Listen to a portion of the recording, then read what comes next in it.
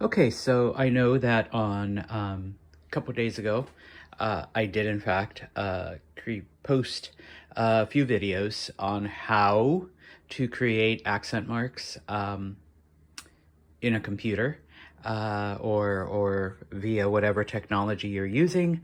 Obviously, if you're just writing it by hand, you just make a mark and whatnot. But this is more of a teaching moment now because why do we have those marks in Espanol? Okay. And actually, there's three reasons. There's three reasons why we have those funny little marks over certain letters. Okay. Um, and so, number one, accent marks help with the pronunciation of particular words. I'm not going to get into all the intricacies of how, why, when, syllables, vowel sounds, and whatnot. If you really want to, I suppose we can have a conversation. Your textbook explains it briefly, but just know that when you see a word with an accent mark, you put extra emphasis on that vowel because it'll only be over vowels. Okay. So, for example, that word there is sábado. Sábado. Okay. Sábado means Saturday. So you put extra stress on that first A. Okay. That word is teléfono. Teléfono. Teléfono means telephone or phone. Okay. And then, of course, bolígrafo. Bolígrafo. Okay. Bolígrafo is one of the many words for pen. Okay. So when you see an accent mark, okay, just put extra stress. Okay. And even if you have to exaggerate, okay, that's fine because you may think it's exaggerating, but it will actually come out just fine. Okay. Number two, we use it with what we call homonyms.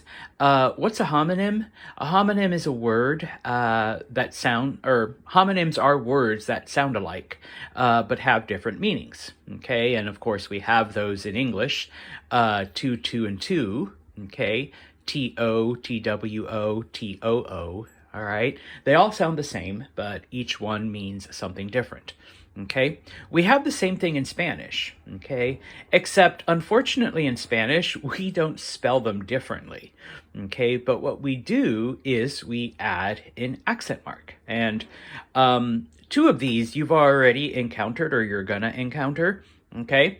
El with an accent mark means he. El without an accent mark means the. Remember, it's the masculine form of the.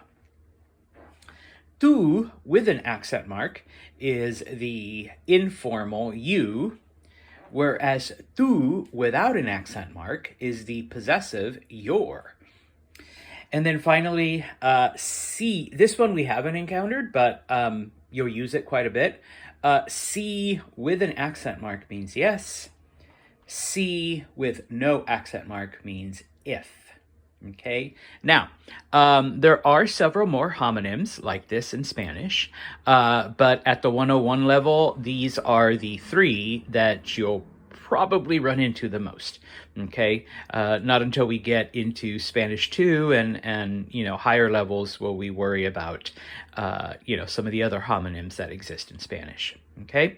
And finally, number three, and this one, I mean, it honestly, it makes no rhyme or reason for, but whenever you use question words, interrogatives, okay, well, first off, remember that all questions in Spanish must start with an inverted question mark, but the interrogative word, like donde, where, cuando, when, que, what, you always, always, always put an accent mark over that particular vowel.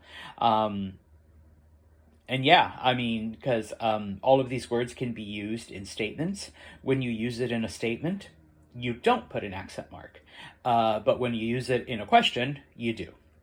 All right, so the use of accent marks, okay, so helps you pronounce, tells you the difference, okay, between homonyms, and of course, you always use it in a question.